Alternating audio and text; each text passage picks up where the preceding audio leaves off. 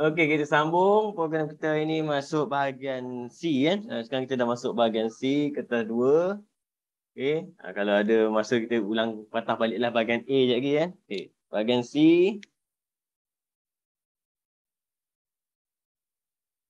Dia biasanya bahagian C ni dia soalan dia apa? Pilih satu, jawab satu je. Ada dua soalan, dia pilih satu je. Dia punya kamera ni. Fokus tak betul ni. Okey. Encik Farhan bekerja sebagai pegawai bank di RNB Bank dan menerima gaji sebanyak RM5,180 sebulan. Dia punya gaji dia. RM5,180 sebulan. Okey, kita ambil maklumat dulu kat sini. Isteri beliau merupakan seorang suri rumah dan mereka mempunyai seorang anak Fatin 21 tahun. Oh, dia punya ni. Suri rumah. Anak 21 tahun. Belajar dekat USM. Beliau membuat potongan cukai bulanan PCB sebanyak, okey, dia ada PCB, potongan cukai bulanan sebanyak 144.40 sebulan. Jadual 5 menunjukkan pelepasan cukai. Ini pelepasan cukai bukan pengecualian dan pelepasan cukai yang dituntut oleh Encik Farhan. Dia tuntut individu 9,000, ibu bapa 4,800, gaya hidup 3,850, isteri 4,000, anak 3,600, insurans 2,400. Kat sini senanglah sebab apa? Kita ada limit kat situ kan, ada limit kat situ. Ini senang kamu tengok table tu boleh jawab ni, simple ni.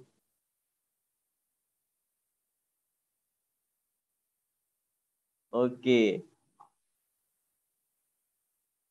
Ni adalah jadual kadar cukai pendapatan taksiran tahun 2020. Soalan A. Fokus kat soalan A dulu kan. Soalan A dia minta apa? Dengan merujuk kepada jadual pelepasan cukai individu dan kadar cukai pendapatan individu taksiran 2020, hitung cukai pendapatan Encik Farhan bagi tahun taksiran 2020. Okey, hitung cukai pendapatan Encik Farhan bagi tahun taksiran 2020. Okey, cukai pelepasan ni kita tengok simple je. First sekali, kita tengok dia punya gaji dulu. Kita kena dapatkan apa? Kita panggil dia jumlah gaji tu, pendapatan. Pendapatan dia. Pendapatan yang dikira cukai. Dia panggil pendapatan bercukai.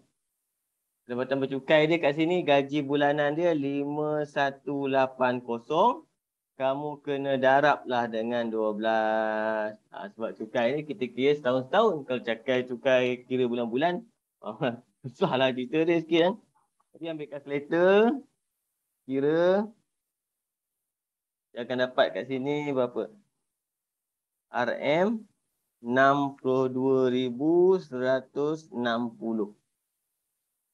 Okey, itu kita panggil dia pendapatan yang dia dapat. Pendapatan. Belum tolak lagi. Okey. Kemudian kita kena tolak. Baru kita tolak. Tolak dengan pertama apa? Pelepasan cukai. Pelepasan cukai. Pelepasan cukai kita tengok dekat dia punya jadual tadi sebelum tu. Ni cukai. Yang diminta menunjukkan pelepasan cukai. Okey, individu 9,000 tak ada had. Tu je limit dia 9,000.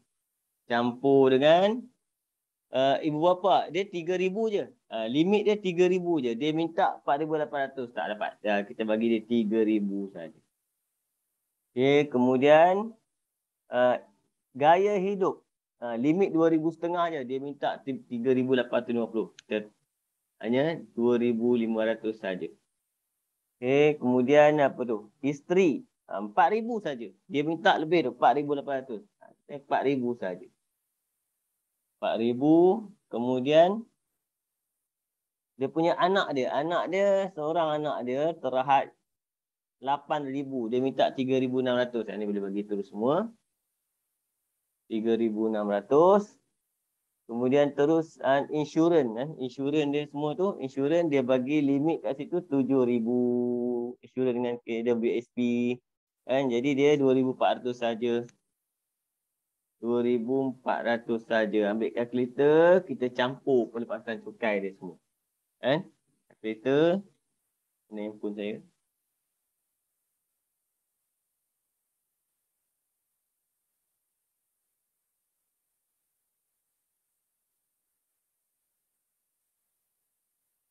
Campur 2,500, 4,000, 3,600, 2,400. Okey.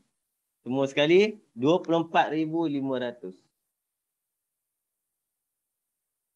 Yang ini kita panggil dia pelepasan cukai. Kita kena tolak lah. Okey. Jadi pendapatan bercukai kan? Pendapatan bercukai adalah sama dengan pendapatan tolak dengan pelepasan. Tolak dengan pelepasan. Jadi jumlah pendapatan dia 62,160 tolak dengan 24,500. Yang tinggal kat situ adalah RM sebanyak RM37,660. Okey, ini kita panggil dia pendapatan yang dikenakan cukai. Lepas tu kita pergi rujuk pula dekat dia punya jadual cukai dia pula. Pergi rujuk jadual cukai, kita tengok jadual cukai dia untuk 37,660. Dia duduk dekat 35 hingga 50. 35 hingga 50. Okey. Dia kata 35,000 yang pertama kena 600. Jadi kan baru boleh kita kira. Okey, cukai. Bila kita kira cukai, kita kena kira asas dulu. Cukai asas kan. Cukai asas adalah untuk 35,000 pertama. Dia kena apa sebanyak? 600. Jadi kita kena kira balance dia. Balance dia ada 37,660 tolak dengan 35,000. Ini balance dia. Saya tekan kalkulator je nanti. Yang ni dia kata seterusnya dia kata kena apa? Sebanyak 8%. Tengok rate dia kat jadual dia. 8%. 8%. Kita akan kenakan dia sebanyak 8% pula. 8%. Ambil kalkulator. Kau boleh calculate kat sini. Dia akan kena kat situ adalah sama dengan RM212.80. Jadi jadual dia punya jumlah cukai semua adalah sebanyak RM812.80. Okey, tapi kalau soalan bahagian C ni kalau masuk cukai dia seronok sikit siapa kan berbanding kalau dia masuk insurans. Betul Iqbal. Cukai ni dia ingat sikit je. Boleh lah tu. Dia jawab lah. Dia tak banyak benda sangat. Insurans lagi banyak sebab banyak jenis. Insurans banyak jenis. Cuma cukai pun banyak jenis. Tapi favorite untuk masuk exam adalah cukai pendapatan. Sebab banyak kira sikit. Cukai pintu senang sangat. Cukai tanah pun senang sangat. Okay. Mungkin juga, mungkin dia boleh buat lah. Dia boleh buat, dia tak masukkan cegah pendapatan. Tapi dia masuk cukai lain. Tapi dia ada A, B, C, D. Itu boleh juga jadi cerita dia. Kena baca semua lah. Kan? Cuma kita target lah. Target bahagian C ni kita target dia sama ada cukai atau insurans lah macam tu kan. Jangan dia yang form 4 tu apa. Matematik apa. Yang tu tak syok lah. Itu penting. Kan? Tapi saya rasa yang ni lah. Cukai lah. Ataupun insurans lah dia bagi insurans. Di bahagian C. Okey. Untuk seterusnya kita tengok. Apa pelepasan soalan seterusnya? Soalan seterusnya, ini settle eh. Ini settle untuk soalan baru A1 ni. Baru A1. Tapi markah dia, best tu 8 markah dia. 3 soalan ni kan. Okey. Tengok. Soalan ni A1. Lupa lah tadi. A1. Lepas tu A2. A2 kat sini, dia tanya apa? Adakah Encik Farhan layak menerima rebate? Layak menerima rebate. Okey? Sekarang kita tengok. Rebate maksudnya apa? Untuk apa rebate? Ingat tak? Rebate.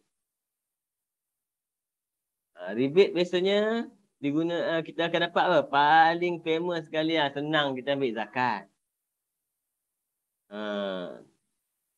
Zakat tu kita boleh rebate. Lagi satu ada hadiah.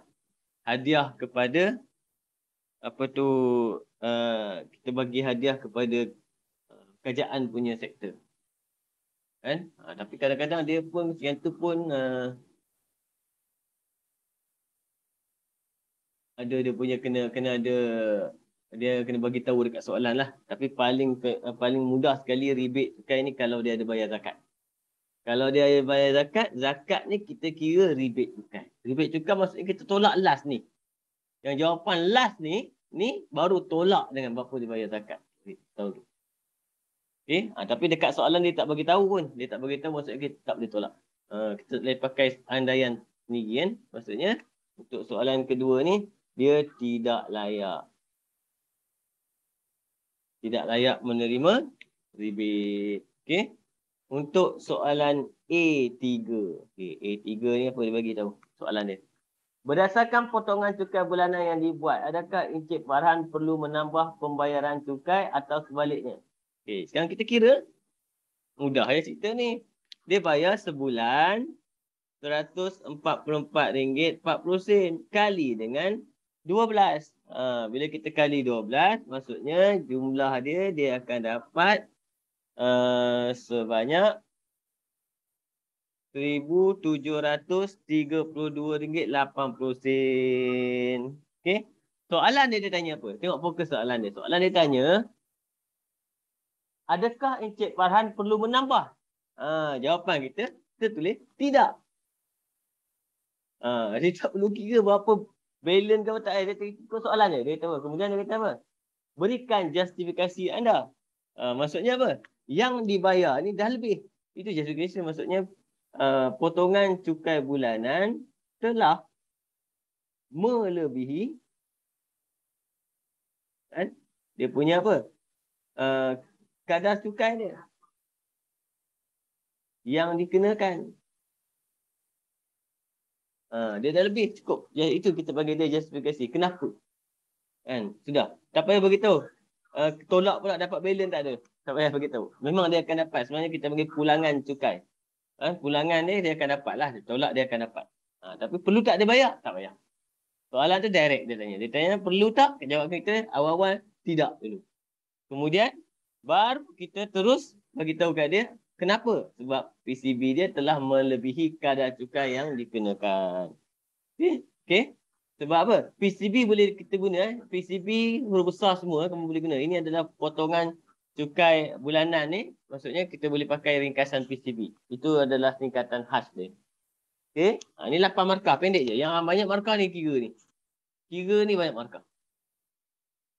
Okay, kita pergi terus pada soalan B. Soalan B boleh buat kan? Ini pun senang juga ni. Betul. B lagi senang kan? Lagilah best je kalau dapat cukai. Itu soalan trial kau ada keluar apa bahagian C? Tak silap saya dia keluar cukai kot tapi saya tak buat. Pilih yang satu lagi ya? Pilih yang satu lagi? Lagi, yes. Exam SPM ni, kamu buat dua-dua, kamu tulis situ. Sila pilih satu. Kan? Boleh. Okey, kita balikkan cerita dia. Kita tengok B soalan. Fatin ingin membeli sebuah komputer dengan berharga 2,500. Aminah, jangan kuat sangat. Okey. Oi, dengar cerita satu kampung dia dengar kan. Aminah ni. Fatin ingin membeli sebuah komputer yang berharga 2,500 dalam masa 8 bulan.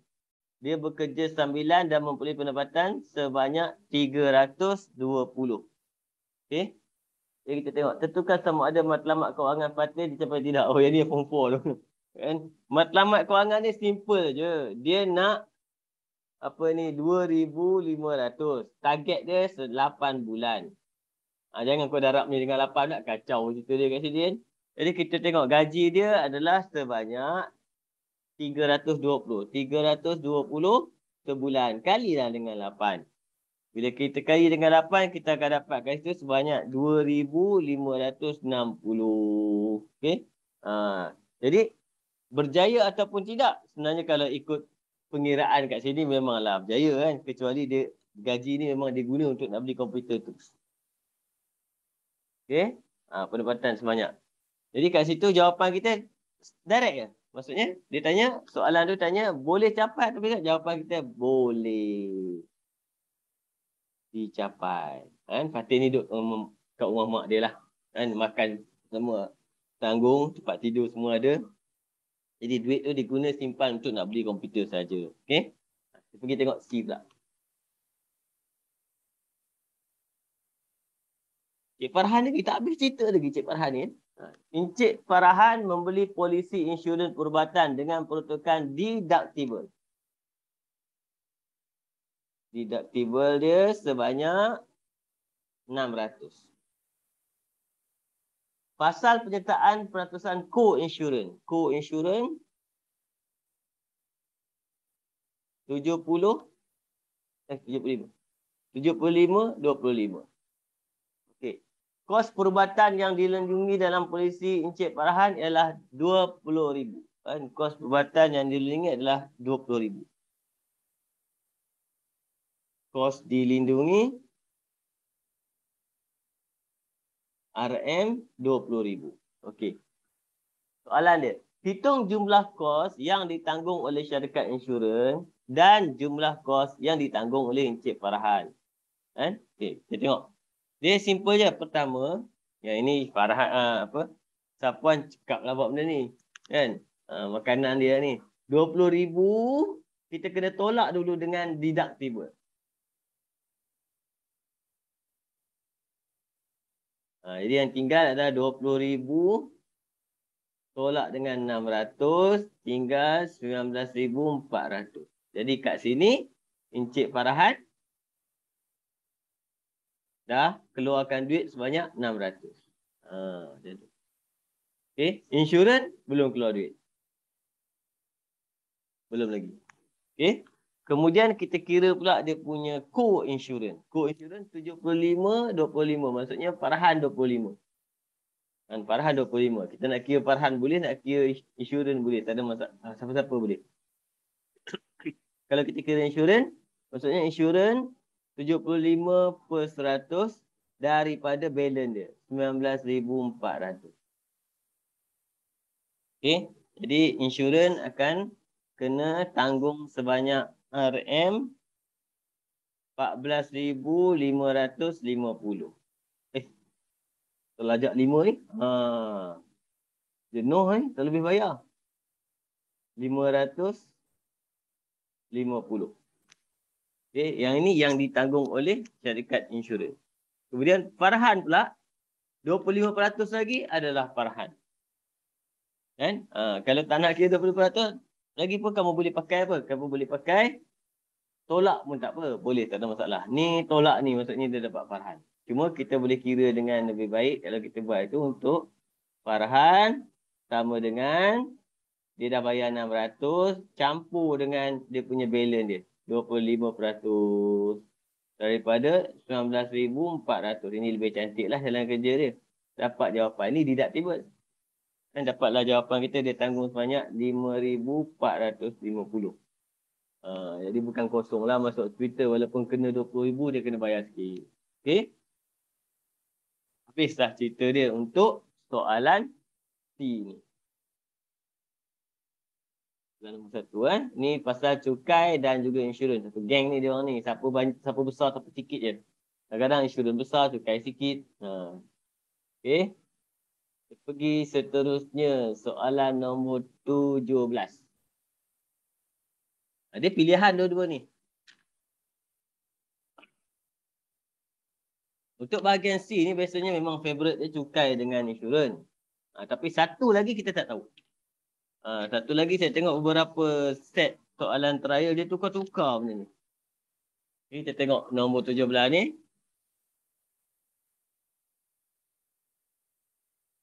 Kamu itu pilih yang kedua dia kan? Itu soalan pasal apa, Sapuan? Sekolah. Yang pertama tu dia campur je, dah ada set, lepas tu belakang tu ada macam luas ke apa tak, dia ada campur rasanya tak silap. Dia combine betul tak? Dia campur-campur topik-topik. Tapi kebanyakannya soalan dia memang kebat lah sebab dia tak tak direct kan. Dia tak direct. Contoh macam soalan ni nombor 17. Raja Sembilan menunjuk kebun Encik Yazid berbentuk segi empat tepat. Kita akan ambil maklumat yang berkaitan dengan matematik kita keluarkan. Segi empat tepat. PQRS di dalam kebunnya terdapat tanaman pokok pisang dan cili serta kolam berbentuk sukuan bulatan berpusat di Q. Kita ambil sini. Okey, kolam. Diberi bahawa T ialah titik tengah bagi PQ. Oh, ni titik tengah. T titik tengah maksudnya kalau sini 56, sini akan dapat 28. Kalau sini 28, sini pun 28. Okey. Yang ini 70. Dibagi kan, semua meter. Menggunakan pi 22/7, hitung luas kawasan yang ditanam pokok pisang dan pokok cili. Tak ada gambar pisang langsung. Lain betul gambar dia. Okey, luas. Jadi luas dia untuk A nombor 1. Luas adalah sama dengan luas kotak tolak dengan sukuan bulatan.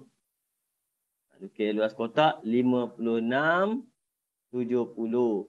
Sukuan bulatan kita hanya perlu tahu jari dia je. 28 sudah. Yang ni 56 darab dengan 70. Tolak dengan sukuan bulatan 1/4. Pi 22/7. Jari kuasa 2. Kan? Pi jari kuasa 2. Kita ambil kalkulator. Kira tengok.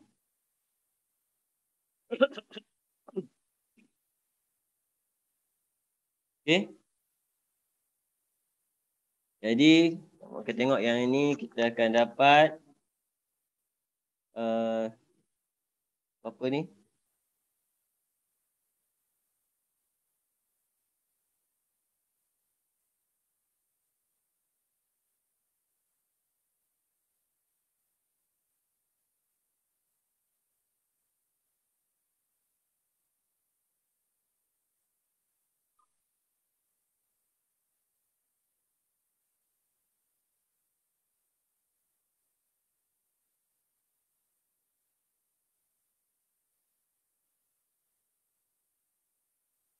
$3,920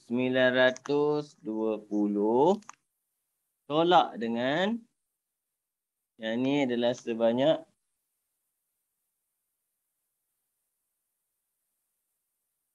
kejap kereta ni slow sikit.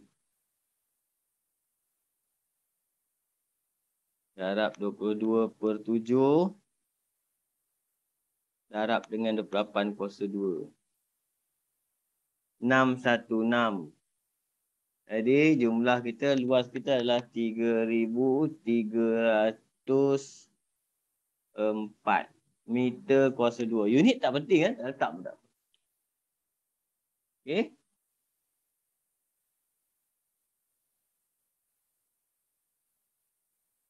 Lebih kurang simple je. Cuma bila melibatkan luas, biasanya saya cadangkan kat pelajar lukis dulu siapa terlibat. Dan lukis yang terlibat, bawah dia adalah formula yang terlibat dan jawapan. 3 tempat, 3 bahagian kita buat. Jadi dia cantik sikit. Okey. Seterusnya, dia minta apa tu? Bawah. Tak nampak pula soalan ni. Encik Yazid ingin membina pagar untuk keselamatan tanamannya. Hitung panjang pagar yang perlu dibina. Bila dia sebut pagar tanaman. Jadi kita kena buat tepi ni. Pergi sini.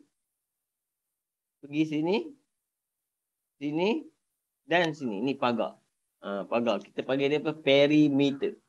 Perimeter kan. Untuk A2.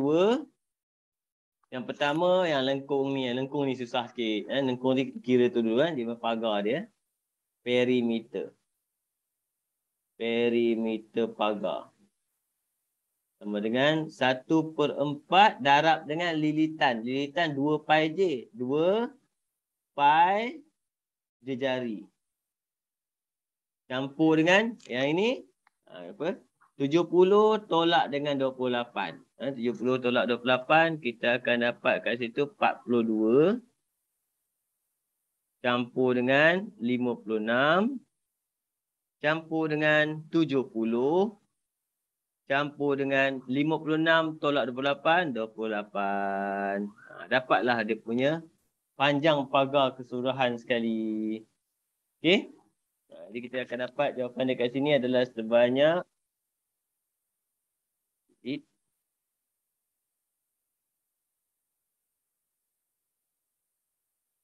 4. 4 campur 42, campur 56, campur 70, campur 28, 240 meter. Okey. Ini mudah je lah. Dia melibatkan topik ni adalah cerita dia pasal perimeter dan luas. Perimeter dan luas bulatan. Biasanya bahagian ni yang ujung ni senang sikit lah.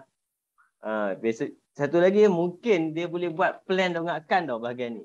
Plan dongakkan boleh duduk bahagian ni. Okey.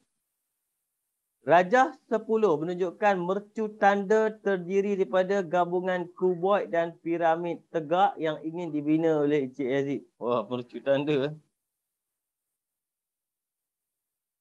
Piramid dan kuboid. Piramid dan kuboid. Tengok. Okey. Tanda. Soalan dia. Diberi bahawa isi padu gabungan mercu tanda tersebut ialah 40. Hitung tinggi piramid. Okay, bila dia kata kat sini, soalan dia, kita buat dulu. Formula kita, isi padu. Isi padu sama dengan piramid. Piramid campur dengan kuboid. Okay, dalam matematik kita belajar dalam SPM ni ada dua benda yang tajam. Ni tajam, dua benda. Iaitu piramid dan juga ini piramid segitiga. Dan piramid dan juga kon. Piramid ada piramid segitiga, ada satu lagi piramid segi empat.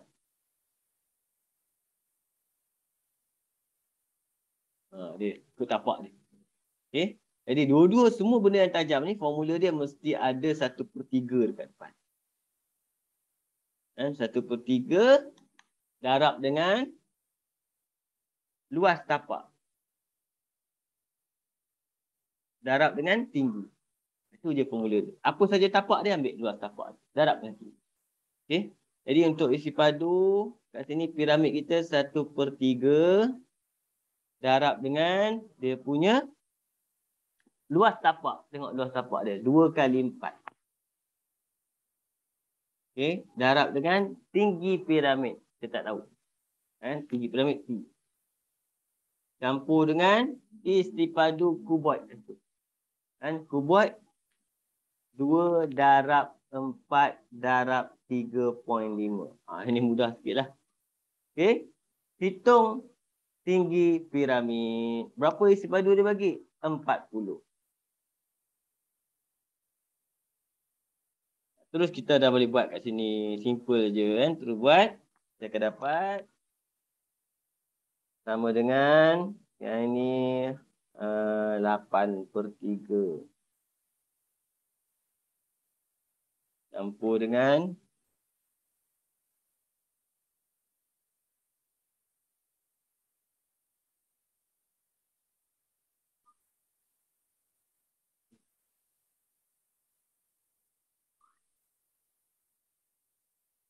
(28).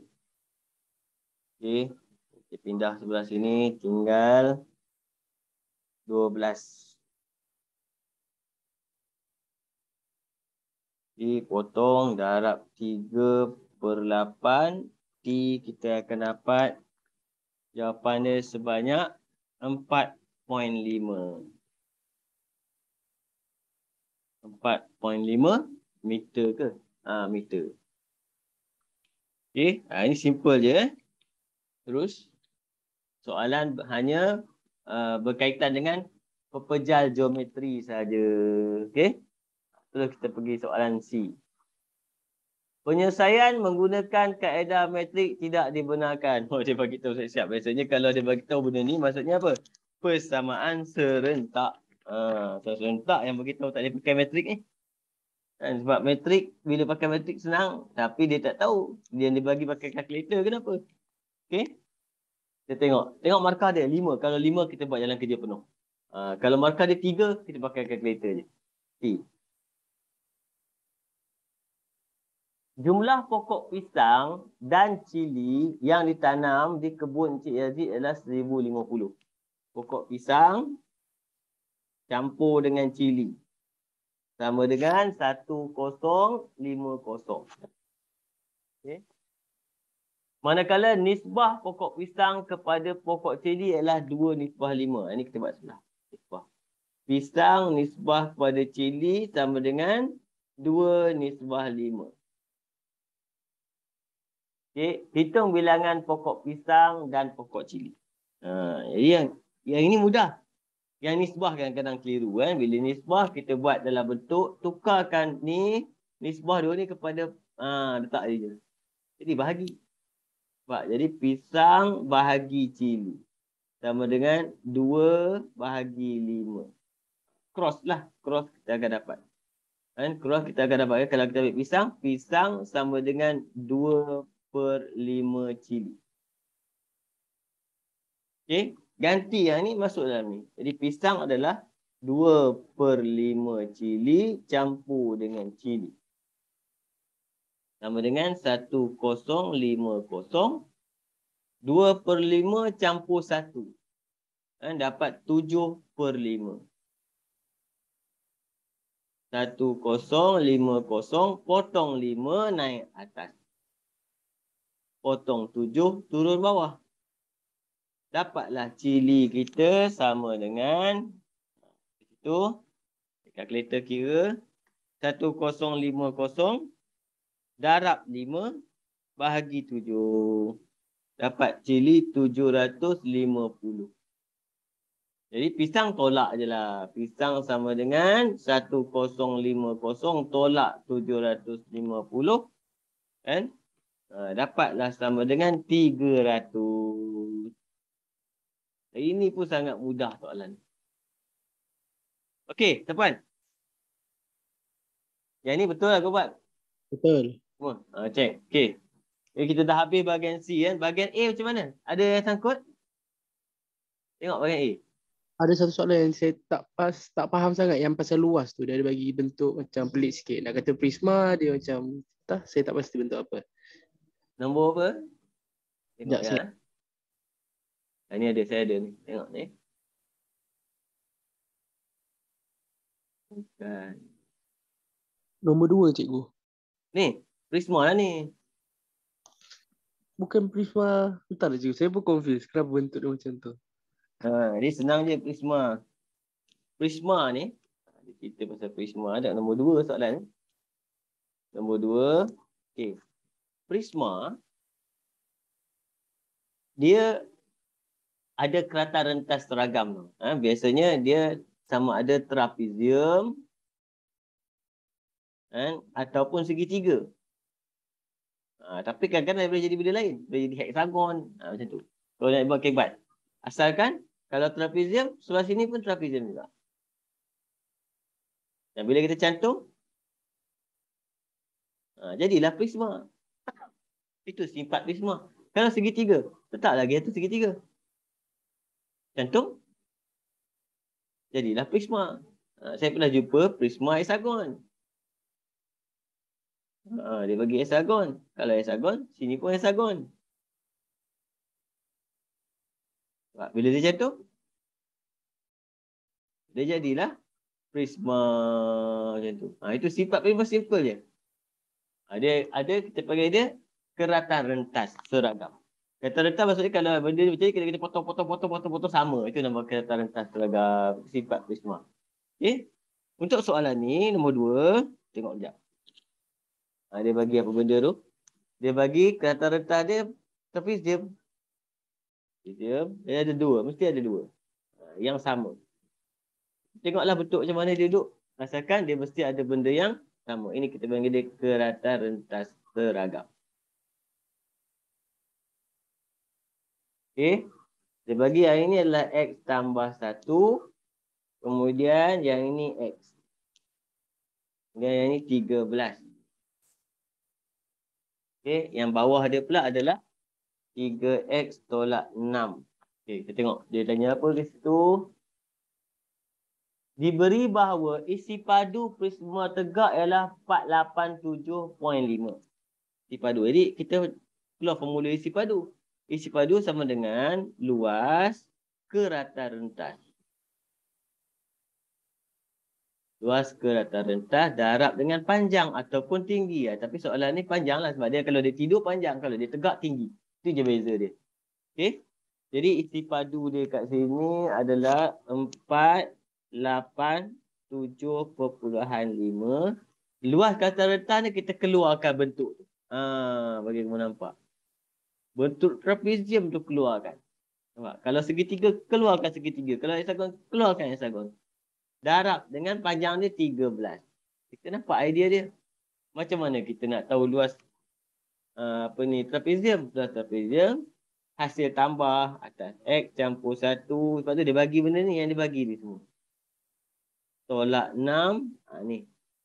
X.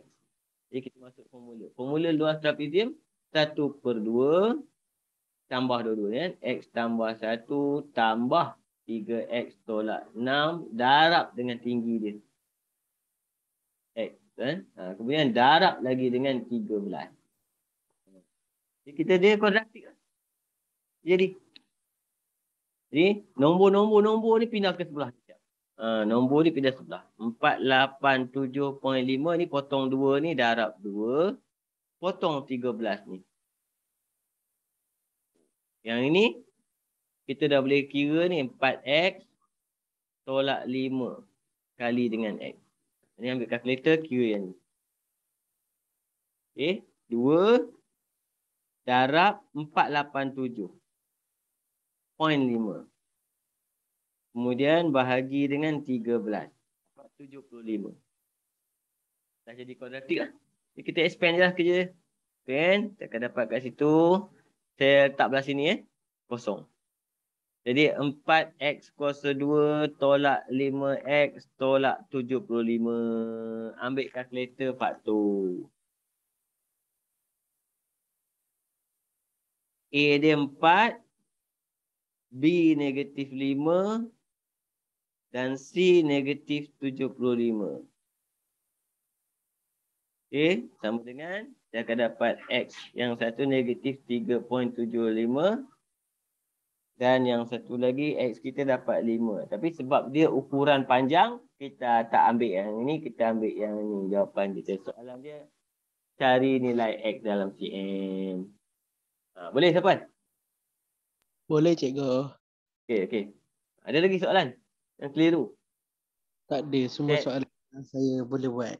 Soalan dia senang lah. Senang. Yang ini pun bonus. Semua dia bagi bonus ni. Ini garis lurus. Tak ada masalah lah kau ni. Graf gerakan jarak pula tu. Boleh lah. Yang ini pun senang kalau masuk ni. Kan? Buat graf je. Teori graf mula-mula belajar dulu pening juga. Tapi bila lama-lama buat, rasa macam bonus dia. Betul tak? Antara topik yang senang teori graf. Ni persamaan serentak ke? Persamaan serentak kaedah metrik. Kaedah metrik kan? Dia kata dengan menggunakan kaedah metrik. Sebab tu soalan tadi kita jumpa tadi tu tanpa menggunakan kaedah metrik. Okay.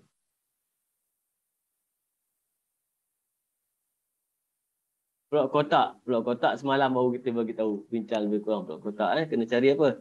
Minimum, maksimum, kuartil pertama, kuartil kedua, kuartil ketiga. Okay. Boleh try lah nanti kan.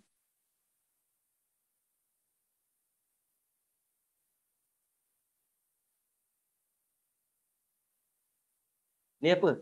Saya pun tak baca soalan ni. Ubahan cikgu. Ubahan. Ubahan. Okay. Boleh siapa semua?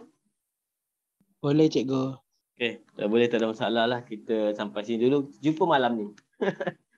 Saya tengah nak buat tu. Malam ni nak buat apa? Saya tak kisah tapi saya datang. Oh, datang sini. Nak buat topik apa? Saya tak tahu, nanti saya cuba tanya Ishraq kejap. Jadi saya beritahu sebelum Zohor. Okay, nanti mesej saya. Saya siapkan nota untuk kamu. Okay? Okay. Jadi, kita jumpa lagi insyaAllah malam ni. Assalamualaikum warahmatullahi wabarakatuh. Terima kasih. Waalaikumsalam. Terima kasih cikgu. Sama.